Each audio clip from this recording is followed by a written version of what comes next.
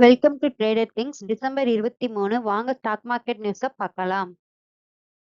நான் செபியில் பதிவு செய்யப்பட்ட அட்வைசர் அல்ல. இந்த வீடியோ தகவல் வழங்கும் நோக்கத்திற்காக மட்டுமே. எந்த வகையிலும் முதலீடு செய்யுங்கள் என்று சொல்வதற்கான வீடியோ இது அல்ல. இங்கு சொல்லப்படும் தகவல்கள் அனைத்தும் என் சொந்த பார்வைக்குட்பட்டவை. யாரும் ட்ரேடிங் செய்யும் முன் சான்றளிக்கப்பட்ட நிதி ஆலோசகர்களிடம் கலந்து ஆலோசிப்பது நல்லது. இண்டெக்ஸ் பார்க்கலாம். நிஃப்டி 50 பார்த்தீங்கன்னா பாசிட்டிவ் 206 பாயிண்ட்லையும், சென்செக்ஸ் பார்த்தீங்கன்னா பாசிட்டிவ் 638 பாயிண்ட்லையும், பேங்க் நிஃப்டி பார்த்தீங்கன்னா பாசிட்டிவ் 234 பாயிண்ட்லையும் ட்ரேட் ஆயிட்டு இருந்துச்சு. எஃபிஐ டிஐ டேட்டா பார்க்கலாம். இது நேத்துக்கான டேட்டா, 22 டிசம்பரோடைய டேட்டா. டிஐ பார்த்தீங்கன்னா 14 கோடிக்கு வந்து வாங்கியிருக்காங்க, 10,000 கோடிக்கு வந்து செல் பண்ணியிருக்காங்க, 3,898க்கு வந்து நெட் பையர்ஸா இருக்காங்க. எஃப்ஐஐ பார்த்தீங்கன்னா 10,300 கோடிக்கு வந்து வாங்கியிருக்காங்க, 10,800 கோடிக்கு வந்து செல் பண்ணியிருக்காங்க, 516 கோடிக்கு வந்து நெட் செல்லரா இருக்காங்க. வாங்க ஸ்டாக் மார்க்கெட் நியூஸ பார்க்கலாம். நால்கோல இருந்து ஒரு நியூஸ் சொல்லியிருக்காங்க. அதாவது அலுமினியம் உடைய பிரைஸ் வந்து இன்க்ரீஸ் ஆயிட்டே இருக்குதுன்னு சொல்லியிருக்காங்க. ஆக்சுவலா பார்த்தீங்கன்னா, டாலர் 3000க்கு மேல வந்து ஒரு டன்னுக்கு வந்து அலுமினியம் பிரைஸ் வந்து விலை அதிகமா ஆகும்னு சொல்லியிருக்காங்க நால்கோல இருந்து. ஸோ இன்னைக்கு பார்த்தீங்கன்னா, நால்கோவுடைய பிரைஸ் பார்த்தீங்கன்னா, ஆல் டைம் உடைய ஹைல வந்து ட்ரேட் ஆயிருந்துச்சு. ஸோ இதுல என்ன சொல்றாங்கன்னா, அலுமினியம் உடைய டிமாண்ட் வந்து அதிகமாயிருச்சுன்னு சொல்றாங்க. ஸோ பிரைஸ் வந்து அதிகமாகறதுக்கு அதிக வாய்ப்பு இருக்குன்னு சொல்றாங்க. ஸோ இதனால என்னென்ன கம்பெனி எல்லாம் பெனிஃபிட் ஆகும்னு பார்த்தீங்கன்னா, நால்கோ, ஹிண்டால்கோ, வேதாந்தா இந்த 3 கம்பெனியுமே வந்து இந்தியாவுடைய பங்கு சந்தையில நல்லா ட்ரேட் ஆகும்னு சொல்லியிருக்காங்க. ராம்கோ சிமெண்ட்ல இருந்து ஒரு நியூஸ் கிடைச்சிருக்குது. ராம்கோ சிமெண்ட் பார்த்தீங்கன்னா, 515 கோடி மதிப்பில இருக்கக்கூடிய முக்கியமில்லாத சொத்துக்கள வந்து பிரஸ்டீஜ் எஸ்டேட் உடைய ப்ராஜெக்ட் லிமிடெடுக்கு வந்து செல் பண்ணியிருக்காங்க. அந்த மணிய யூஸ் பண்ணி அவங்க கடனுடைய குறைக்கிறதுக்காகவும், கம்பெனியுடைய ப்ராஃபிட்காகவும் வந்து நல்ல முடிவு எடுத்திருக்கதா கம்பெனி சைட்ல இருந்து சொல்லியிருக்காங்க. அசோக் லைலாண்ட்ல இருந்து ஒரு நியூஸ் கிடைச்சிருக்குது. அசோக் லைலாண்ட் என்ன சொல்றாங்கன்னா, லாஸ்ட் 10 இயர்ஸ்லாம் பார்த்தீங்கன்னா, இப்பதான் வந்து அவங்களுக்கு நல்ல ரெவென்யூ கிடைக்குதுன்னு சொல்லியிருக்காங்க. இப்ப பார்த்தீங்கன்னா, ஆல் டைம் ஹைல வந்து ட்ரேட் ஆயிட்டு இருக்குது. நுமார்மா என்ன சொல்றாங்கன்னா, பை ரேட்டிங் குடுத்துருக்காங்க. 196 குடுத்துருக்காங்க. இப்ப 177 வந்து ட்ரேட் ஆயிட்டு இருக்குது. இந்தியாவுல பார்த்தீங்கன்னா, கமர்ஷியலுடைய வெஹிக்கிள் வந்து அசோக் லைலாண்ட்ல வந்து டிமாண்ட் ஏற்படுத்தும்னு எதிர்பார்க்கப்படுறதா சொல்லியிருக்காங்க. சாரி மீஷோல இருந்து ஒரு நியூஸ் கிடைச்சிருக்குது. மீஷோ பார்த்தீங்கன்னா, ஐபிஓக்கு அப்புறம் வந்து ரேட் வந்து அதிகமா ட்ரேட் ஆயிட்டு இருந்துச்சு. அதனுடைய விலை வந்து அதிகமா ட்ரேட் ஆயிட்டு இருந்துச்சு. இப்ப பார்த்தீங்கன்னா, 10% வந்து கீழ கீழ விழுந்திருக்குது. என்ன பார்த்தோம்னா, அதுல வந்து இன்வெஸ்டர் எல்லாமே பார்த்தீங்கன்னா, ப்ராஃபிட் புக்கிங் வந்து நடக்குதா சொல்லியிருக்காங்க மீஷோல இருந்து. HDFC செக்யூரிட்டி உடைய புரோக்கரேஜ் என்ன சொல்றாங்கன்னா, அதுல வந்து உமேஷ் வர்மா வந்து என்ன லாங் டெர்ம் இன்வெஸ்டருக்காக சில செக்டார்ஸ் வந்து பையிங்ல குடுத்துருக்காரு. என்னென்ன செக்டார்ன்னு பார்க்கலாம். பேங்க் செக்டாரோடைய புல்லிஷ் மூவ்மெண்ட் சொல்லியிருக்காரு. நெக்ஸ்ட் இயர்க்கான டேட்டா இதெல்லாமே. HDFC bank, ICICI bank, axis bank, SBI bank இந்த 4 பேங்க்குமே சொல்லியிருக்காங்க. ஐடி செக்டார்ல வந்து புல்லிஷ் மூவ்மெண்ட்ல இருக்கக்கூடிய ஸ்டாக்ஸ் வந்து பார்த்தீங்கன்னா, நெக்ஸ்ட் இயர்க்காக வந்து லாங் டெர்ம் இன்வெஸ்டருக்காக இது சொல்லியிருக்காங்க. So TCS, Infosys, Wipro, HCL technology. அடுத்து ஸ்டீல் கம்பெனி பார்த்தீங்கன்னா, Tata steel, JSW steel, sail இந்த கம்பெனி எல்லாமே வந்து நெக்ஸ்ட் இயர்ல வந்து லாங் டெர்ம் இன்வெஸ்டருக்கு சொல்லியிருக்காங்க. சில்வர் பார்த்தீங்கன்னா, இந்தியாவிலயும் சரி, குளோபலாவிலும் சரி, அது வந்து ஒரு சாதனையாக வந்து ஆல் டைம் ஹைல வந்து எட்டியிருக்குதுன்னு சொல்லியிருக்காங்க. சரிகமபா இந்தியா வந்து 325 கோடிக்கு வந்து ஒரு பென் அ சாரி பன்சாலி புரொடக்ஷன்ஸ வந்து இன்வெஸ்ட் பண்ணியிருக்காங்க அந்த கம்பெனில. அந்த கம்பெனில இருந்து என்ன சொல்லியிருக்காங்கன்னா, அ அதாவது சரிகமபா இந்தியா வந்து 30% வந்து நியூவா வரக்கூடிய ஹிந்தியுடைய ஃபிலிமுடைய மியூசிக்ஸ் எல்லாமே வந்து ஃப்ரம் பன்சாலியோடைய புரொடக்ஷன்ஸ்ல இருந்து நாங்க வாங்கிப்போம்னு சொல்லியிருக்காங்க. ஸோ இப்ப பார்த்தீங்கன்னா, அவங்க என்ன சொல்றாங்கன்னா, ஃபிலிமோடைய புரொடக்ஷன்ஸ விட்டுட்டு இப்ப வந்து மியூசிக்ல இருக்கக்கூடிய பிசினஸ்ல வந்து அதிகமா ஃபோக்கஸ் பண்றதா சொல்லியிருக்காங்க. 2030ல பார்த்தீங்கன்னா, 51% வரை வந்து இதனுடைய ஷேர் வந்து உயரும்னு எதிர்பார்க்கப்படுகிறதுன்னு சொல்லியிருக்காங்க. இந்தியன் ரூபி இன்னைக்கு பார்த்துருப்பீங்க. இந்தியன் ரூபி வந்து நம்ம லாஸ்ட்டா பார்க்கும்போது 91, 90 அந்த மாரி ட்ரேட் ஆயிட்டு இருந்துச்சு. இப்போ பார்த்தீங்கன்னா, யுஎஸ் டாலருக்கு எதிராக மீண்டும் வந்து நம்மளோட இந்தியனுடைய ரூபீஸ் வந்து ஸ்ட்ராங்கா ட்ரேட் ஆயிட்டு இருக்குது. 89.45 வரைக்குமே வந்து நம்ம இந்தியனுடைய ரூபீஸ் வந்து அதிகமாயிருக்குன்னு சொல்லியிருக்காங்க. சம்வர்த்தனா மதர்சன் உடைய இன்டர்நேஷனல் லிமிடெட்ல இருந்து நியூஸ் கிடைச்சிருக்குது. அதாவது சம்வர்த்தனா மதர்சன் பார்த்தீங்கன்னா, 207 மில்லியனுக்கு வந்து ஆட்டோ எலக்ட்ரிக் உடைய வயரிங் பிசினஸ வந்து வாங்குறதுக்காக முடிவு செஞ்சிருக்கிறதா சொல்லியிருக்காங்க.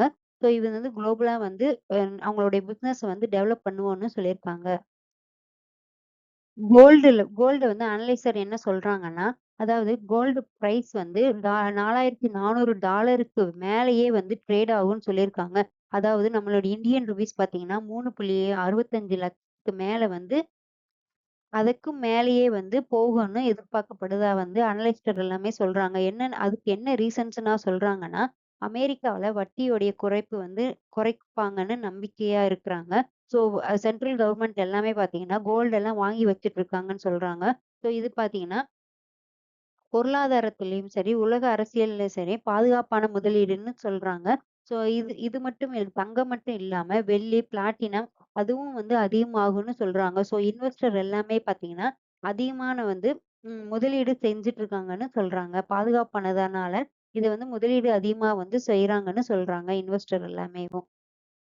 ஜிபிடி இன்ஃப்ரா ப்ராஜெக்ட்லேருந்து ஒரு நியூஸ் கிடைச்சிருக்குது. அதாவது ஜிபிடி இன்ஃப்ரா பார்த்தீங்கன்னா, ஜோத்பூர்ல இருக்கக்கூடிய என்ஹெச்ஏன்னு சொல்லுவாங்க. என்ஹெச்ஏஐ அதாவது நேஷனல் ஹைவே அத்தாரிட்டி ஆஃப் இந்தியாவுடைய திட்டத்த பார்த்தீங்கன்னா, 670 கோடியில வந்து அவங்களுக்கு வந்து அந்த ப்ராஜெக்ட் வந்து கிடைச்சிருக்குதுன்னு சொல்லியிருக்காங்க.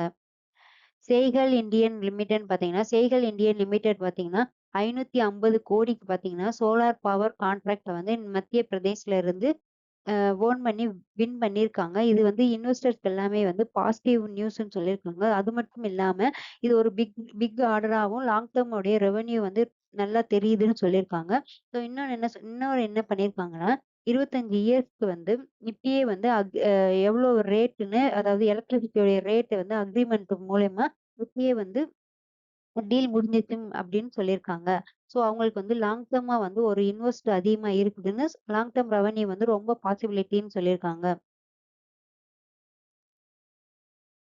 வோடஃபோன் ஐடியாலேருந்து ஒரு நியூஸ் கிடைச்சிருக்குது. அதாவது வோடஃபோன் ஐடியா பார்த்தீங்கன்னா, 3,300 கோடிக்கு வந்து பாண்ட் இஷ்யூ வந்து அ ரிலீஸ் பண்ணியிருக்காங்க. அதாவது அவங்களுக்கு பணம் வந்து ரொம்ப அதிகமா தேவைப்படுறதுனால, ஸோ அதுக்காக பார்த்தீங்கன்னா, டாடா கேபிட்டல் பார்த்தீங்கன்னா, 500 கோடி வந்து அவங்களுக்கு முதலீடு செஞ்சிருக்காங்க. ஸோ மத்த மீதி இருக்கக்கூடிய 2,800 கோடிய வந்து இன்வெஸ்டர்ட்ட மூலியமா அவங்க கலெக்ட் பண்ணிட்டு இருக்கதா சொல்லிட்டு இருக்காங்க. ஸோ இந்த இத யூஸ் பண்ணி அவங்களுடைய கடனும் சரி, வோடஃபோனுடைய ஐடியாவ வந்து அவங்களுடைய பிசினஸ வந்து டெவலப் பண்றதுக்காக வந்து சொல்லியிருக்காங்க. வெல்ப்ஸ் அண்ட் லிவிங்ல இருந்து நியூஸ் கிடைச்சிருக்கு. ஆக்சுவலா பார்த்தீங்கன்னா, இந்த 2025, 2026ல வந்து அவங்களுடைய வருமானம் எல்லாமே ரொம்ப மோசமா இருந்துச்சுன்னு சொல்லிட்டு இருந்தாங்க. ஆனா வந்து அவங்க சைட்ல இருந்து என்ன சொல்றாங்கன்னா, இன்னும் 2 வருஷத்துக்கு அப்புறம் 2028க்குள்ள வந்து எங்களோட ரெவென்யூ எல்லாமே 15,000 கோடிக்கு மேல வந்து நாங்க வந்து ரெவென்யூ அதிகமா அதிகமா வந்து அதிகமாக இருக்கும்னு சொல்லியிருக்காங்க. ஸோ இது வந்து அவங்க இன்னொன்னு என்ன சொல்றாங்கன்னா, இன்னும் 2, 3 வருடங்கள்லயே பார்த்தீங்கன்னா, டொமஸ்டிக் உடைய ரெவென்யூ வந்து 1000 கோடிக்கு மேலேயே வந்து எதிர்பார்க்கிறோம்னு வெல்ப்சனுடைய வெல்ப்சனுடைய லிவிங்ல இருந்து சொல்லியிருக்காங்க.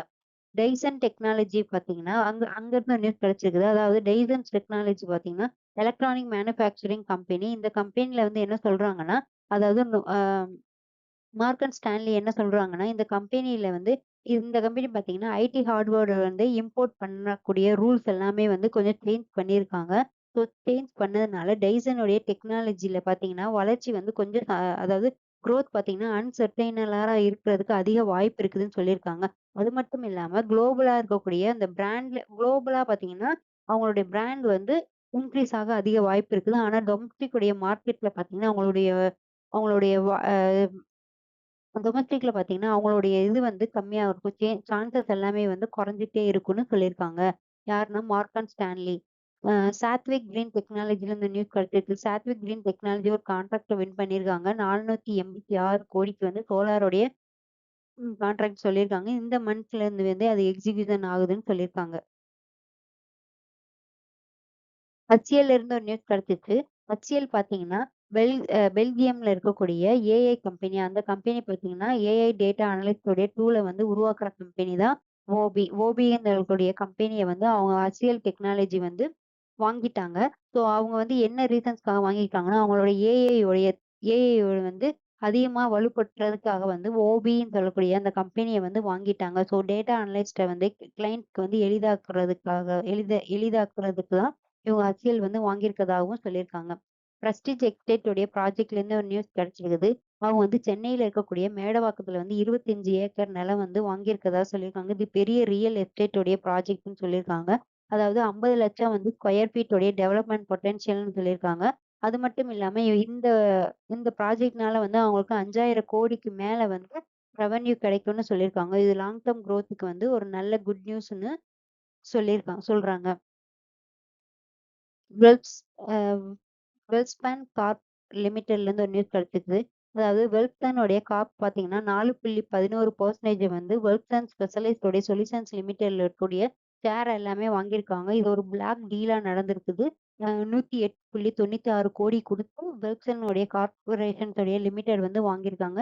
இதனால பார்த்தீங்கன்னா, வெல்ஸ்பன்ஸ் உடைய ஸ்பெஷலிஸ்ட்ல வந்து மேலும் வந்து அவங்க வந்து ஓனர்ஷிப்போ, கண்ட்ரோல்ல வந்து அதிகமா இருக்கிறதுக்கு அதிக வாய்ப்பு இருக்குதுன்னு சொல்லியிருக்காங்க. தேங்க் யூ ஃபார் வாட்சிங் அவர் சேனல். சப்ஸ்கிரைப் பண்ணுங்க, கமெண்ட் பண்ணுங்க, லைக் பண்ணுங்க. மறக்காம சப்ஸ்கிரைப் பண்ணிடுங்க.